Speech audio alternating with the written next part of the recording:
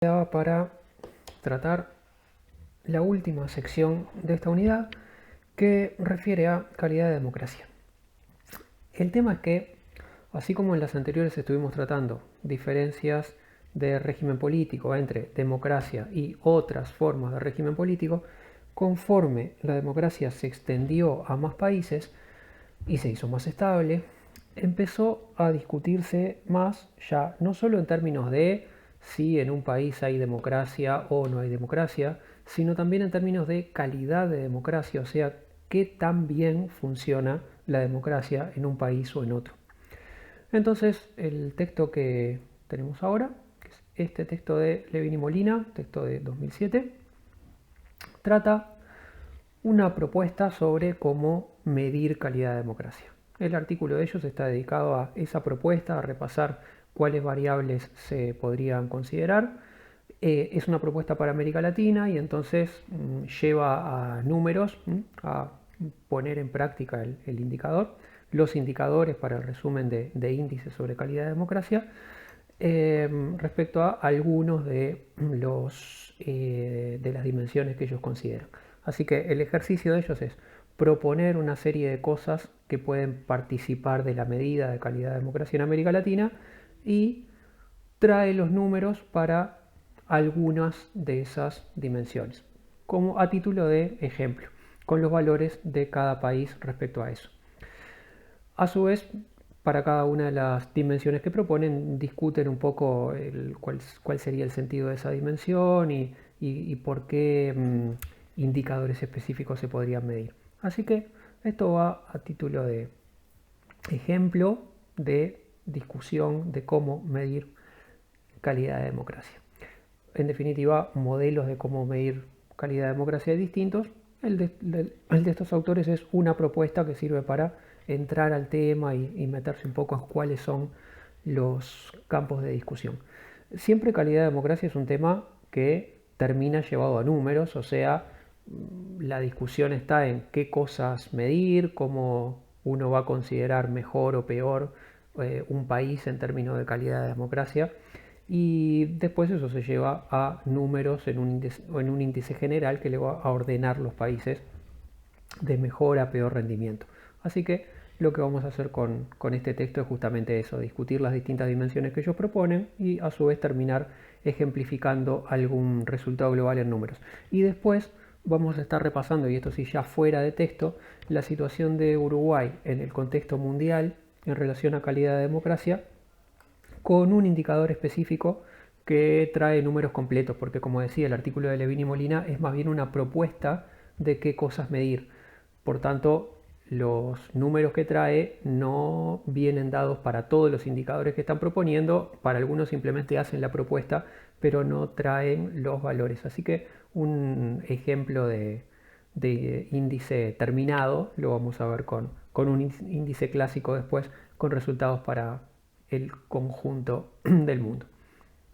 Bueno, empezando por el concepto de calidad de democracia, acá Levin y Molina lo que empiezan por aclarar es que de lo que van a estar hablando es a partir de la idea de democracia electoral planteada por Dahl en el texto que ya vimos, en el texto de la poliarquía de 1971, donde él decía, bueno, los sistemas de poliarquía, los sistemas democráticos le llamaríamos nosotros, poliarquía ya comentamos que le llamaba Dahl,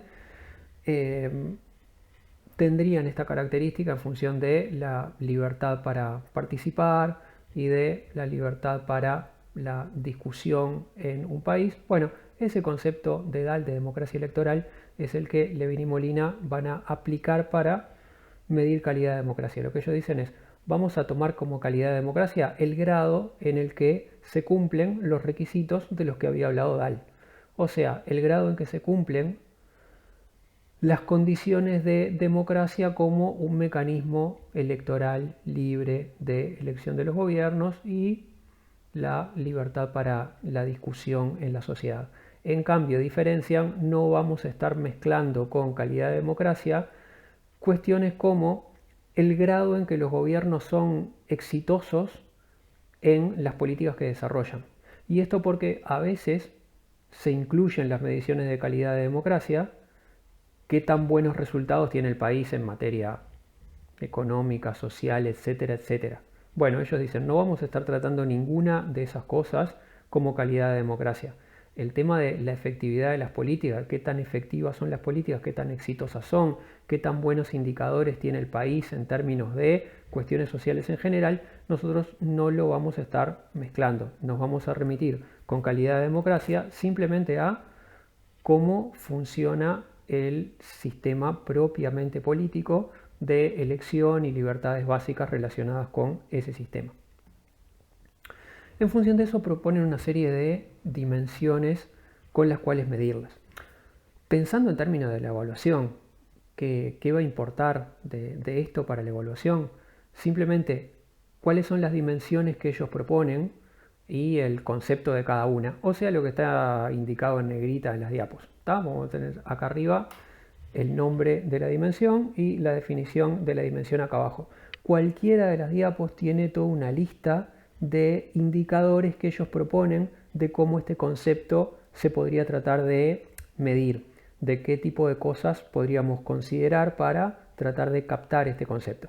Todo esto que viene acá abajo, por supuesto que no importa sabérselo, la idea no es aprenderse la lista de cosas que ellos proponen para captar el concepto. La idea sí simplemente quedarse con el concepto, con la dimensión en sí y con, bueno, la idea general de qué implica esa dimensión.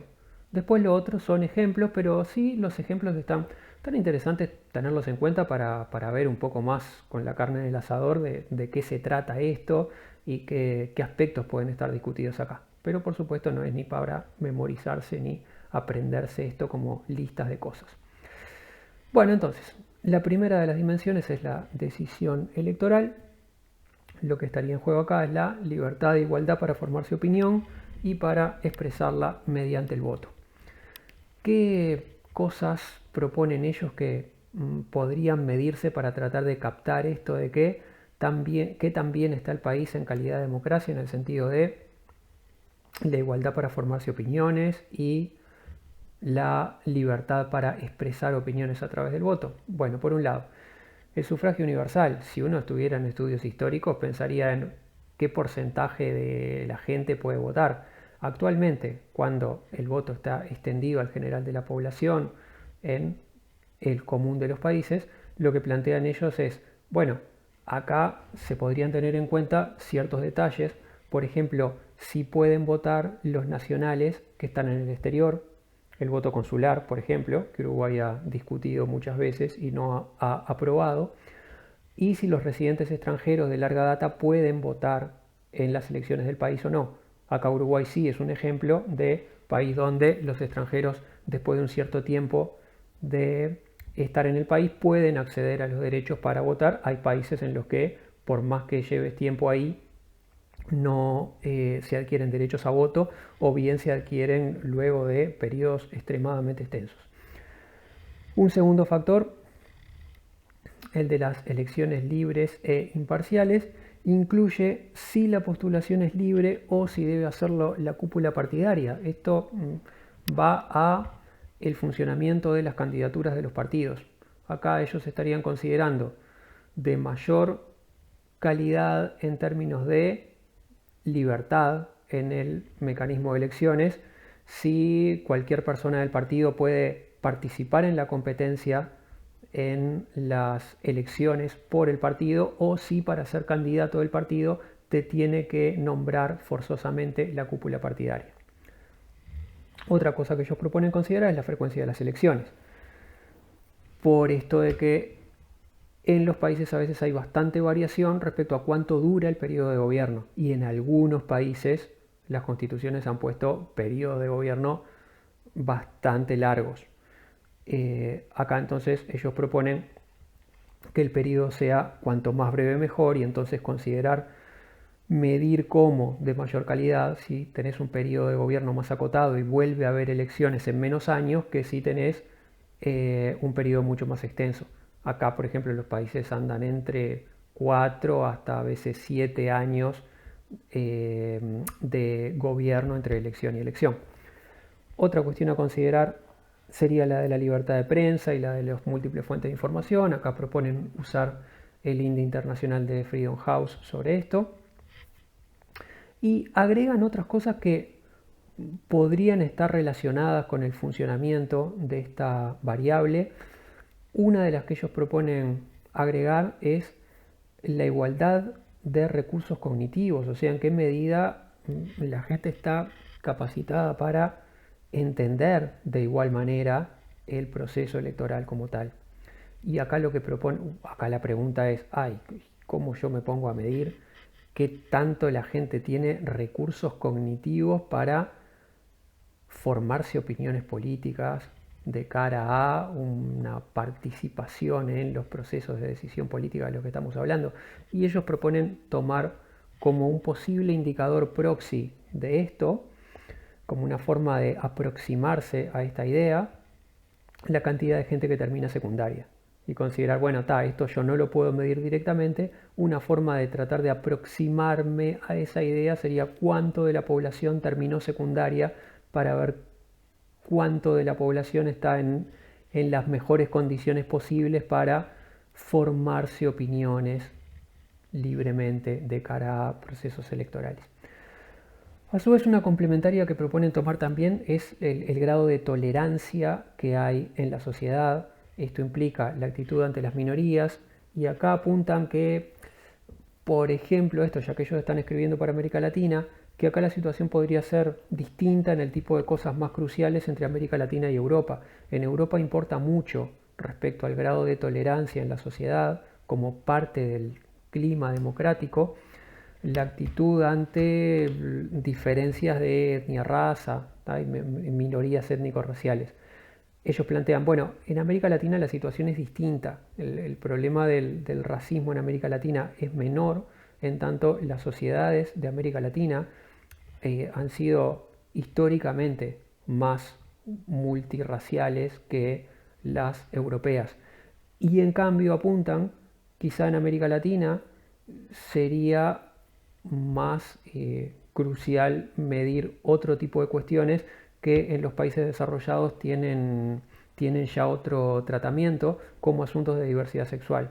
Dicen, bueno, de repente en los países desarrollados los asuntos de diversidad sexual están más asumidos, la tolerancia respecto a la diversidad sexual está más procesada y integrada, y en cambio está habiendo más problemas y complicaciones en la dimensión étnico-racial. América Latina probablemente tiene en comparación menos tensiones de integración en la clave étnico-racial, y sin embargo sí tendría más por desarrollar respecto a otras como la diversidad sexual. Y acá tener en cuenta que ellos además estaban escribiendo en la década de 2000, así que todavía quedaba bastante por avanzar, incluso desde que ellos escriben hasta la época nuestra en este tema. Decía que ellos traen valores para algunas de las cosas que proponen. Por ejemplo, de esta dimensión, traen como ejemplo lo que estaría dando esto para América Latina si vamos al índice de Freedom House sobre libertades, en términos de derechos civiles y políticos. Bueno, ellos no toman el índice de Freedom House de derechos civiles y políticos directamente, lo ajustan un poquito. Con los valores ajustados, lo que da es esto. Aviso, tengo de estas tablas en las próximas diapos varias iguales. Estas tablas están hechas así. Lo que pongo acá de 90, 80, 70 se refiere a los porcentajes. Esto está abreviadamente expresado. Esto sería porcentajes entre el 90 y el 100% en la primera fila, porcentajes del 80 al 90 acá, porcentajes del 70 al 80 acá. Así que esto es cómo se despliegan los países de América Latina en términos de derechos civiles y políticos en base al índice de Freedom House, con el ajuste que le hacen los autores. Acá para destacar la posición de Uruguay, que no solo está entre los países con un resultado más alto, por lo general junto con Chile y Costa Rica siempre tiende a dar entre los valores más altos en general respecto a calidad democrática, y en esta dimensión de derechos civiles y políticos que está muy en el eje del concepto de calidad democrática, bueno, Uruguay rinde muy bien, y lo que apuntaba con este número aquí es que comparte Uruguay con Chile y Costa Rica el tener el 100% en esta dimensión. La segunda de las dimensiones que plantean es la participación, y acá están considerando participación ciudadana, participación electoral y la amplitud de los cargos electos, cuánto de los cargos de gobierno se elige y cuánto de los cargos de gobierno en realidad aparecen nombrados por designación de unas autoridades a otras, pero no implican elección del cargo. Entonces, ejemplo de cosas que podrían participar acá, que podrían medirse y tenerse en cuenta acá. La participación electoral en el sentido del porcentaje de votos en relación a los habilitados, cuánta gente vota en relación a la gente que puede votar. Acá hay toda una discusión, se imaginarán, respecto al tema del voto obligatorio. Una de las grandes discusiones de calidad de democracia es qué hacemos respecto a países donde el voto es obligatorio y por tanto entonces es más probable que consigas un porcentaje de votación alta porque en realidad, bueno, estás obligando a la gente a que vaya a votar, así que lógicamente es más fácil conseguir porcentajes de votación más altos que en países donde el voto es voluntario y por tanto en países con voto voluntario la participación electoral tiende a ser más baja. Esto es un ejemplo de cómo las visiones sobre cómo medir calidad de democracia pueden variar mucho de unos contextos a otros según la cultura política de los países y las regiones y las cosas que se consideran más valorables en un contexto o en otro. Muchas veces en países desarrollados donde es frecuente que el voto no sea obligatorio, se valora justamente como parte de la calidad democrática que el voto no sea obligatorio. Y hasta se propone poner penalizaciones si el país tiene voto obligatorio. Entonces, por ejemplo, si el porcentaje de gente que vota es tal, pero el voto era obligatorio, entonces le resto una cierta parte del porcentaje penalizando que en el país hay voto obligatorio. Ahí la idea es, bueno, si se trata de libertades, lo más deseable es respetar lo que la persona prefiera y si la persona no quiere ir a votar, pues que no vaya a votar. Parte de la calidad democrática es respetar eso y que se exprese eso en los resultados electorales también, que se exprese cuánto de la gente decidió no ir a votar porque le pareció que eso no era relevante. Con esa idea entonces uno puede, los números estos de porcentaje de votos, pensarlos en términos de, bueno, para emparejar la situación entre voto obligatorio y voto voluntario, o incluso para penalizar a los países con voto obligatorio, resto una parte del porcentaje que los países con voto obligatorio tengan. En América Latina, donde es frecuente el voto obligatorio, muchas veces la consideración se hace al revés. Se dice, ay, bueno, al contrario. ¿Qué problema hay con el voto obligatorio si el voto obligatorio consigue hacer que más gente participe? Lo deseable en un sistema democrático es que participe la mayor parte de la gente posible y que el gobierno salga habiendo contado las voluntades de la mayor parte posible de la población. Y si eso lo conseguís por vía de voto obligatorio, perfecto el voto obligatorio. Entonces, ¿por qué le vamos a restar porcentajes? Al contrario, tomemos los porcentajes tal como vienen y si resulta que en países con voto obligatorio nos vamos a encontrar con que en algunos vota mucho más gente que en países con voto voluntario, fenómeno, tomo los números directamente como vienen y hay más calidad de democracia en ese sentido en esos países porque consiguen que más cantidad de gente participe del régimen político con el que te estás manejando, que más gente participe de la democracia. Así que bueno, este temita de cómo cuenta uno la participación electoral lleva toda esta discusión atrás de cómo va a operar uno con los números y cómo operar uno con los números está relacionado a la idea valorativa que tenga respecto a si es mejor o peor manejarse con una lógica o con otra. Bueno, otras de las dimensiones, los cargos a elegir. Acá puede verse, por ejemplo, en términos de niveles de gobierno. ¿Cuántos de los niveles de gobierno que hay son elegidos? Nosotros en Uruguay ahora elegimos también a los representantes en los municipios. En cambio, hasta hace no tantos años, en Uruguay se elegía el nivel nacional de gobierno, se elegían las autoridades por departamento y las autoridades municipales en casi todo el país eran designadas, las autoridades locales en casi todo el país eran designadas por el gobierno departamental. Posteriormente pasamos a elegirlas. En otros países, incluso lo que acá son las autoridades por departamento, también fueron nombradas por el gobierno nacional, o sea, también fueron designadas y no elegidas hasta hace relativamente poco. Así que esta cuestión de los cargos a elegir pasa por ese tipo de cosas. La gente cuando vota elige cuánto de las autoridades, y acá cuanto mayores niveles de autoridades elijas, más calidad de democracia. Cuanto menos elijas y más niveles de autoridad resulta que son designados por las autoridades que vos elegiste, entonces menor calidad de democracia. Finalmente, la participación en partidos y en organizaciones sociales, o sea, la militancia en partidos y la participación de la gente en organizaciones sociales como parte de esta cuestión. Y acá hay una tablita con los resultados de una de las dimensiones anteriores. Habíamos dicho la participación electoral con el porcentaje de votos en relación a los habilitados. Estos son los números que tenían Levin y Molina al momento de hacer el artículo respecto a porcentaje de gente que vota en relación a los habilitados en toda América Latina.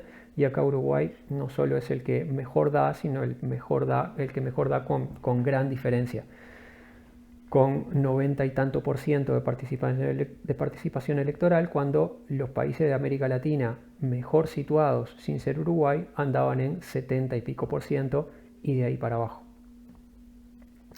La tercera de las dimensiones es representatividad. Acá hay una cuestión con Levin y Molina. Levin y Molina se olvidan de una de las dimensiones que usan al presentar el texto. Cuando presentan el texto y dicen qué dimensiones van a utilizar, no mencionan esta, pero cuando uno repasa el texto, esta aparece planteada. Así que, bueno, la incluimos también en base a ese desarrollo del texto. Esta dimensión de representatividad estaría dada por el grado en que la representación política expresa los clivajes sociales y va a ir al tema de la composición parlamentaria. ¿En qué medida la composición del Parlamento refleja la composición de la sociedad? En términos de, por ejemplo, de partidos, y acá la cuestión va en qué tan bien el sistema electoral refleja el porcentaje de votos que hayan tenido los partidos en porcentaje de bancas. Acá también los sistemas electorales difieren mucho entre países con sistemas de representación proporcional más perfectos, donde la relación de porcentaje de votos a porcentaje de bancas en el Parlamento está muy cercana entre un valor y otro, a países que tienen una distribución de bancas muy distante de la representación de votos, donde te pueden tocar participaciones parlamentarias muy distintas a lo que tuviste como porcentaje de votos.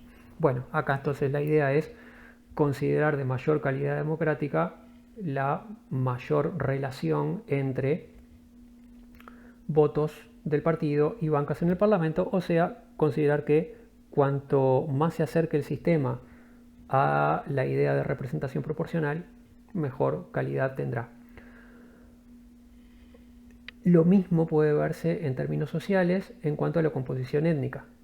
Cuánto se acerca o se aleja la composición del Parlamento respecto a la composición étnica del Parlamento respecto a la composición étnica de la sociedad.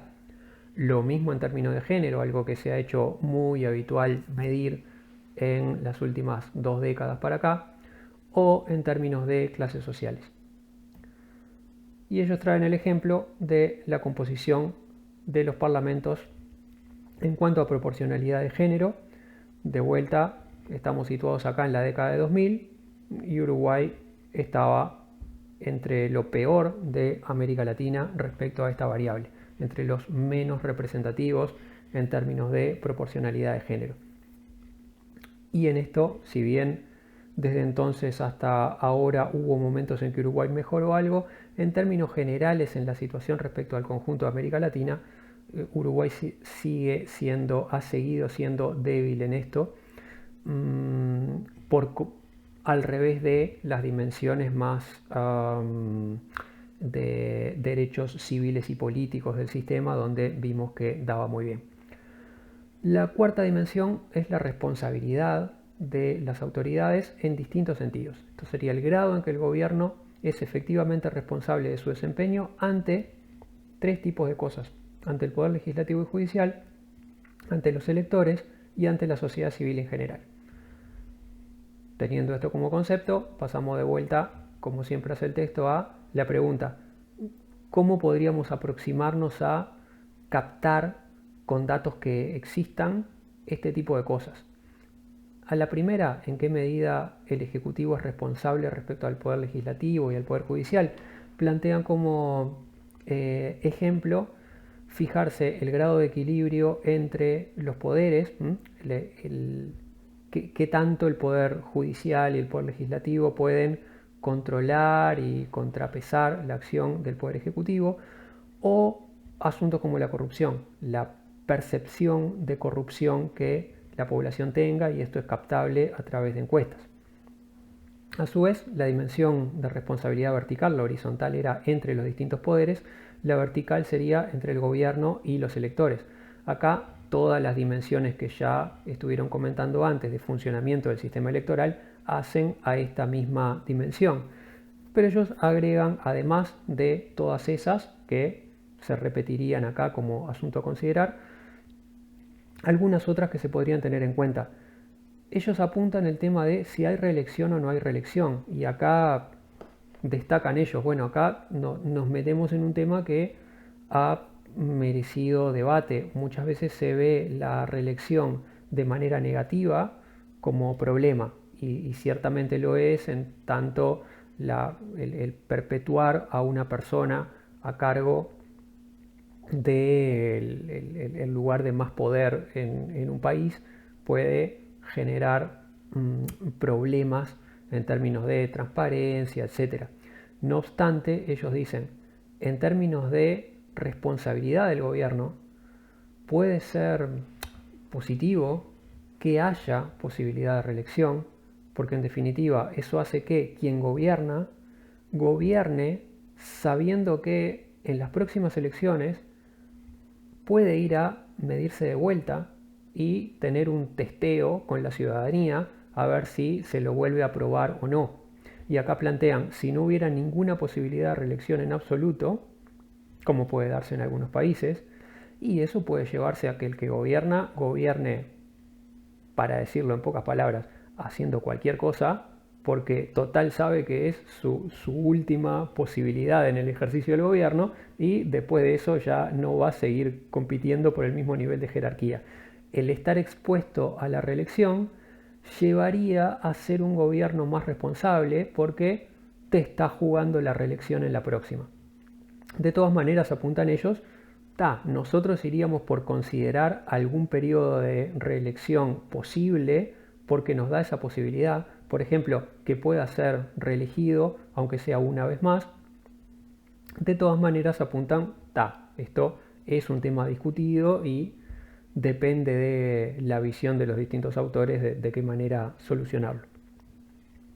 Otra importante sería el grado de institucionalización del sistema de partidos, es decir, qué tanto el sistema de partidos realmente tiene identidades generadas en el conjunto de la población, y qué tanto la población tiende a votar de manera más o menos similar de una elección para la otra, que es a eso a lo que refiere el concepto de volatilidad. El concepto de volatilidad electoral es cuánto cambia el voto de unas elecciones para otras. Uruguay normalmente ha tenido una volatilidad muy baja, o sea, la variación de votos de una elección para otra suele ser pequeña. En las últimas elecciones fue un tanto más acentuada, pero aún así relativamente baja. Los criterios de voto de la gente tienden a más o menos reiterarse de la misma manera de una elección para otra. O sea, el general de la población tiene ciertas identidades marcadas, y eso hace que los partidos en general tengan identidades también construidas, permanentes, y eso es chequeable entonces con la gente a través del voto. La gente, cuando vota en las elecciones, sabe a qué está votando, porque por lo general los partidos son partidos con mucha historia atrás, con mucha presencia atrás. Se conocen entonces, en el caso uruguayo, esto acá vale volver a la punta de recién. Las últimas elecciones fueron particulares respecto a esto, en cuanto al margen de volatilidad y por tanto al margen de desinstitucionalización. Pero la situación histórica habitual en Uruguay es que normalmente de una elección para otra los partidos que concurren son partidos ya conocidos por la gente, son conocidas sus posiciones y eso es importante. En definitiva, esta dimensión de institucionalización del sistema lo que busca captar es eso. Si el sistema de partidos está suficientemente asentado y es suficientemente estable como para que la gente conozca los partidos a los que está votando. América Latina tiene casos extremos de desinstitucionalización donde es habitual que de una elección para otra los partidos que aparezcan sean totalmente distintos. A veces con los mismos candidatos, pero de las elecciones pasadas a estas deshicieron el partido en el que estaban y formaron otros. Si los partidos constantemente están desapareciendo y creándose de vuelta, si para cada ciclo electoral se forman partidos nuevos, con nombres nuevos, bueno, no terminas nunca de afianzar identidades con las cuales puedas crear una relación de responsabilidad y de rendición de cuentas entre políticos y electores. Así que bueno, por ese lado, la institucionalización del sistema de partidos, la permanencia del sistema de partidos, hace también a la posibilidad de que el gobierno sea responsable ante los electores. Finalmente, esta de la responsabilidad ante la sociedad civil, proponen, bueno, podríamos tener un atisbo, un acercamiento a esta dimensión de responsabilidad social, en el sentido del porcentaje de personas que participan en organizaciones sociales. Acá la idea sería, cuanto más de tu sociedad esté activo en términos de organizaciones sociales, es más probable que desde las organizaciones sociales se pueda funcionar en términos de control del gobierno, de hacer responsable al gobierno de las cosas que hace. Cuanto menos personas estén activas socialmente en esas organizaciones, entonces quizás más débil sea este sistema para servir de contralor al gobierno. Por supuesto, esto es solo una aproximación, pero es la que ellos proponen y acá va sobre todo la cuestión en términos de sobre qué tenemos datos. Y bueno, una de las cosas para las que podemos llegar a tener datos es del porcentaje de la población que participa en organizaciones. Datos para América Latina de la década de 2000, cuando Levin y Molina hacen este texto. Bueno, daban estos porcentajes muy bajos en toda América Latina y de vuelta acá también porcentajes especialmente bajos en Uruguay. Bueno, fue especialmente bajo porque están cerca del fondo de la tabla, pero cerca del fondo de la tabla está la mayor parte de América Latina en esto. Porcentajes de entre 10 y 20% de la población. Así que el grado de responsabilización social posible de los gobiernos en América Latina, si uno seguía por estas aproximaciones, sería baja. Tendrías una sociedad civil no muy activa como para controlar demasiado al gobierno desde esa posición.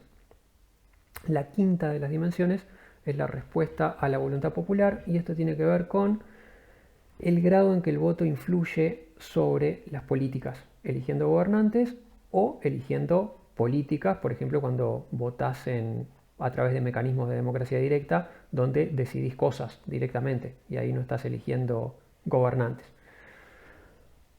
Proponen acá entonces, dado que acá hay dos dimensiones distintas, plantean dos posibles acercamientos. Uno es el uso de instrumentos de democracia directa, ¿no? Ya que hablábamos que una de las cosas que está involucradas acá es el grado en que la gente influye eligiendo opciones de política. Bueno, esto entonces, ¿hay formas de democracia directa? Como el referéndum, la iniciativa popular, presupuestos participativos. Entonces, si hay forma de democracia directa, el sistema se considerará con más calidad. Si no las hay, con menos. Lo otro que se puede medir acá es la frecuencia con la que se hayan usado. Y a su vez, otra cosa más general que el uso de instrumentos de democracia directa es simplemente cuánto de la gente cree que el voto influencia las políticas que se desarrollan. O sea, cuando uno le pregunta a la gente en un país, ¿qué tanto crees que a través de lo que vos votás vas a determinar el tipo de políticas que se hagan? Las políticas van a ser distintas, van a cambiar según lo que vos votes y según lo que la sociedad vote. Si la mayoría de la gente vota esto o vota aquello, ¿va a haber una diferencia efectiva en las políticas provocadas por ese voto o en realidad da lo mismo? Acá entonces el criterio de los autores sería cuanto más porcentaje de gente crea que el voto realmente influencia las políticas, más calidad de democracia. Cuanto menos gente lo crea, entonces menos calidad. Y justamente el ejemplo que traen de medición es este mismo, el porcentaje de personas que cree que a través del voto se influye sobre las políticas, y los resultados son estos. De vuelta, Uruguay es el país que da mejor en todo el contexto de América Latina. No obstante, querría aprovechar acá para comentar un elemento paradójico que esto puede tener. Ven que es curioso que los países que dan mejor son Uruguay y Venezuela. Dos países bastante distintos. Uruguay con una calidad democrática en general muy alta, y Venezuela que ya en esta época estaba pasando por tensiones políticas muy fuertes y por un sistema con baja calidad democrática en general. Después la situación se ha hecho peor y peor, pero ya en aquel momento Venezuela estaba muy complicada y además muy polarizada, con mucho enfrentamiento interno. Y el porcentaje de gente que cree que el voto influencia las políticas es casi tan alto como el de Uruguay. Más alto que el de todo el resto de América Latina. Tanto Uruguay como Venezuela estaban por encima de todo el resto de América Latina en esta dimensión. Y una cosa que puede llamar la atención también es que países como Costa Rica, que en general tienen una calidad de democracia alta, similar a la de Uruguay, aparece con un nivel muy bajo en esta variable.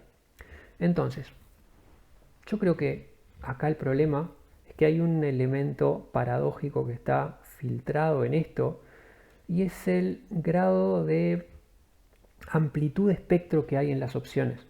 Que cuanto más marcado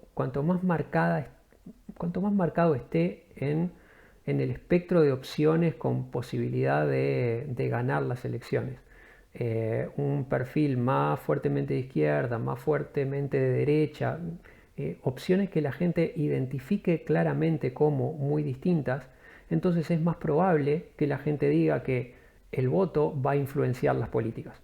Porque si las posiciones son suficientemente distintas entre sí, bueno, entonces yo voy a ver que votar distinto puede dar resultados de políticas diferentes. Entonces, pueden dar porcentajes altos de personas que crean esto, no solo países con mucha calidad democrática y con un desarrollo tranquilo y armonioso del debate, como sucede en Uruguay, o pueden darte resultados muy altos en esta variable, países que tengan una tensión extrema, que haya una polarización y un enfrentamiento extremo y un sistema político muy conflictivo y muy complicado, como era el caso de Venezuela en este periodo. Pero sí, si le preguntas a la gente con dos bandos que se odiaban entre sí, si el voto influencia las políticas, y sí, tanto los opositores como los partidarios del gobierno muy convencidos de que el voto influencia políticas en el sentido de, y en aquel contexto de Venezuela que no era el actual, sí, si nos estamos jugando esto entre los buenos y los malos, si uno, como pasaba en Venezuela ya desde esta época, demoniza al otro bando, las posiciones radicalizadas en uno y otro bando hace que todo el mundo crea que es muy clave votar respecto al resultado en políticas, que el resultado en políticas va a ser netamente distinto si ganamos nosotros o si ganan los enemigos. Entonces lo que quiero decir con esto es, climas políticos que en realidad no son nada buenos para la calidad de la democracia, pueden dar valores altos en esta variable, como creo que es el caso de Venezuela en este caso. Y en cambio países donde las opciones partidarias respecto a las posibilidades, con posibilidad de acceso al gobierno en el momento, no tengan muy grandes diferencias entre sí, si las opciones son más centristas, si no hay una diferencia tan clara, tan marcada entre una posición y la otra, puede ser que países con una calidad democrática razonablemente buena, en esta variable, en este valor, no te den un resultado tan alto porque la gente en definitiva no crea que haya tanta diferencia en el resultado que va a haber en políticas a través del voto, porque en definitiva los partidos con opción a ganar son partidos suficientemente cercanos entre sí, suficientemente cercanos al centro político y sin aristas tan agudas de diferencia entre ellos como para que más gente en la población crea que votando distinto el resultado en políticas va a ser muy distinto. ¿Tá? Y entonces puede ser que un país con una calidad democrática razonablemente buena, con una institucionalidad funcionando bien, de todas maneras cuando le vas a preguntar a la gente, ¿y el voto cuánto te cambia las políticas? Y capaz que no me cambia tanto porque en definitiva los partidos que veo que pueden ganar las elecciones, las diferencias que tienen de propuestas no son tan abismales entre sí. ¿Tá? Entonces, bueno, creo que en este tipo de pregunta hay complejidades en cuanto a cómo la gente puede estar respondiendo esto, que hace que la tabla dé un resultado en algunos casos llamativamente distinto al que uno registra cuando de lo que está hablando es de derechos civiles y políticos, como veíamos hoy, y a cómo da la calidad de democracia en general. La última de las dimensiones es la de soberanía, y acá lo que plantean es en qué grado el gobierno electo es independiente respecto a poderes no electos. Tenés un gobierno democráticamente elegido, pero qué tan presionado o no se ve ese gobierno por otros poderes. Acá hay un punto clásico a tener en cuenta para América Latina en esto y uno que ellos sugieren agregar. El clásico es el grado de control de los militares sobre las políticas. Y esto, como ya vimos que a lo largo del siglo XX hubo diversos periodos en que en América Latina los gobiernos civiles electos estuvieron muy condicionados por los militares, en la época en que ibas y venías entre gobiernos democráticos frágiles y golpes de Estado. En ese contexto de permanente amenaza de golpe de Estado, era bien frecuente que los gobiernos democráticos se vieran muy amenazados y condicionados por los militares respecto a qué hacer. Bueno, entonces, cuestión clásica para América Latina, pasar por el asunto de si el gobierno no está bajo amenaza y tutela de los militares respecto a cómo gobernar. El otro punto relativamente más reciente y muy para nuestra región, muy en boga en la discusión en la década de 2000 también, que ellos proponen agregar es el de la deuda externa. Acá la cuestión iría por, bueno, también el nivel de deuda externa condiciona al país, sobre todo cuando el país está endeudado con instituciones financieras internacionales como el FMI, que después para el pago de la deuda te va a estar exigiendo que para seguirte prestando y contener los efectos de la deuda te va a estar exigiendo que hagas determinados recortes de política para que no se te vaya de cifras el gasto o indicaciones de proceder así o así. Entonces, bueno, cuanto mayor, acá el razonamiento es cuanto mayor sea tu nivel de deuda, mayor posibilidad hay de que pierdas autonomía en el gobierno para decidir las cosas y quedes condicionado por poderes no electos, en este caso por poderes externos. Acá en realidad también una cosa que va a estar influyendo es con quién tenés esta deuda. Una cosa es si quienes tienen tus títulos de deuda son inversionistas puntuales dispersos por el mundo o si vos toda tu deuda la tenés contraída con una institución financiera internacional. ¿Tá? Si dependés completamente del FMI para renovar tu préstamo y financiar tu deuda, es distinto a si vos podés negociar con centenares de inversores puntuales.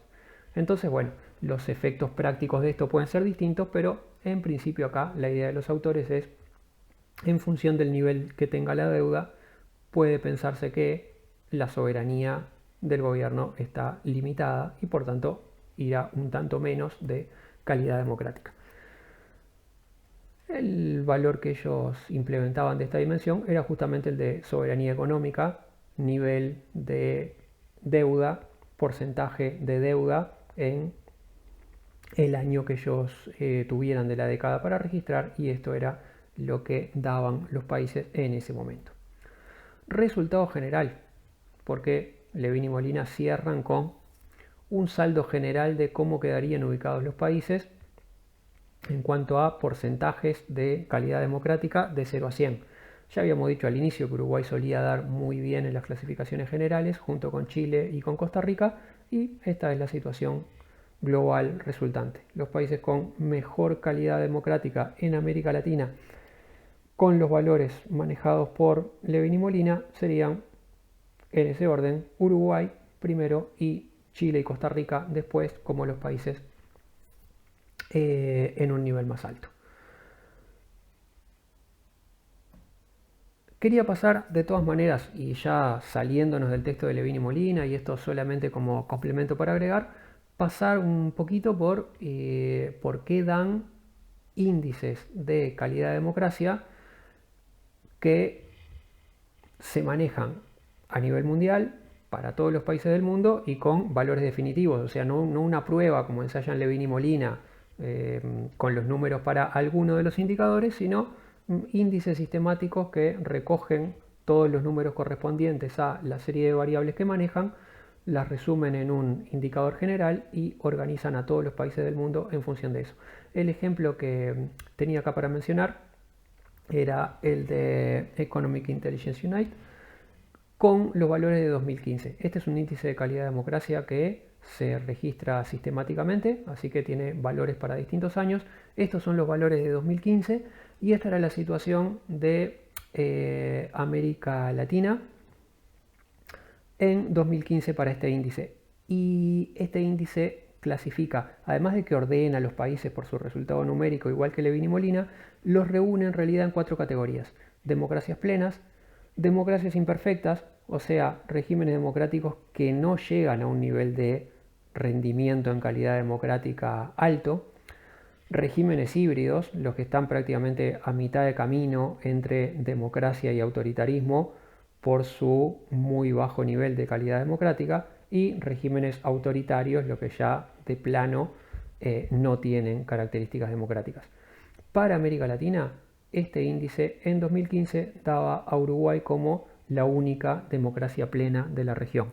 En otros años aparece Costa Rica junto con Uruguay en esta clasificación como democracias imperfectas, todas estas que vemos acá, como regímenes híbridos, este conjunto de países, y países autoritarios, Haití y Cuba. Y quería agregar acá, si la anterior era la ubicación de Uruguay respecto a América Latina, que lo ponía como el único país con democracia plena en términos de calidad, para destacar el valor de esta posición de Uruguay en el contexto internacional, esto es el conjunto de las democracias plenas registradas por este índice en 2015. En aquel momento se registraban solamente países europeos, todos estos que vemos acá: Noruega, Islandia, Suecia, Dinamarca, Suiza, Finlandia, Holanda, Luxemburgo, Irlanda, Alemania, Austria, Malta, Reino Unido y España. Todos países de Europa, más solamente 6 países más en el mundo como democracias plenas según este índice en 2015. Estados Unidos y Canadá, Australia y Nueva Zelanda, Uruguay y la isla de Mauricio. La isla de Mauricio, país africano que en realidad es un país totalmente hecho por la colonización europea, porque cuando se descubrió la isla de Mauricio no tenía población, de manera que el conjunto de la población de la isla llegó con la colonización. En definitiva, entonces, caso atípico, y, y resalta la posición de Uruguay como único país fuera del contexto de los países desarrollados, junto con Mauricio, en tener una democracia plena. Nosotros y una isla en el Índico africano somos los únicos en estar en ese nivel en cuanto a democracias plenas. El mundo en general, en cuanto a proporciones de regímenes, según este índice para 2015, 20 democracias plenas en el mundo, 59 imperfectas, 37 regímenes híbridos y 51 regímenes autoritarios entre el conjunto que el índice registra. Y lo último que quería comentar de este índice son los valores de Uruguay desagregados por las distintas dimensiones que el índice toma. Y esto está interesante para ver el mismo tipo de cosas que vimos antes con Levin y Molina. Lo que se veía antes con Levin y Molina es como Uruguay daba muy bien en algunas dimensiones y hay otras en que no tanto. ¿tá? Entonces Uruguay da bien en general, pero ese bien en general resulta de estar muy perfecto en algunas de las dimensiones y bastante flojo en otras. Eso también se ve en este índice. Este índice mide 5 cosas: el funcionamiento de las elecciones, las libertades civiles en general, los derechos civiles, el funcionamiento de las instituciones, la cultura política, que tanto la cultura política ambienta o no la democracia, algunas de esas cosas vimos con Levin y Molina también, y el grado de participación política. Y acá lo que se ve, como los valores van del 0 al 10, es como en realidad Uruguay está perfecto en funcionamiento electoral, perfecto en libertades civiles, 10 en ambas cosas, muy bien en funcionamiento institucional con cerca de 9, bien en cultura política con 7,5, en cuanto a cuánto la cultura política ambienta, se articula con el sistema democrático, y bastante flojo en términos de participación política. Y esto ya vimos que tenía que ver con dimensiones como el grado de movilización de la gente en general. Vimos con Levin y Molina para los valores de participación social, que Uruguay tenía una participación social baja, por ejemplo, a través de organizaciones de la sociedad civil, como lo estaban midiendo Levin y Molina. Acá de vuelta nos encontramos con este tipo de valores, con una movilización política baja. En ese sentido, Uruguay parecería ser, con el resumen de este cuadro, una democracia con buena calidad, 8,2 en su saldo general del 0 al 10, todo lo que está por encima de 8, de 8,0, lo considera el índice como democracia plena, pero entonces, con ese matiz de ser una democracia con buena calidad, con un funcionamiento muy perfecto en lo que es sus instituciones electorales y políticas básicas, sus libertades básicas, y sin embargo algo más apagado en términos de la movilización de la gente en relación al sistema.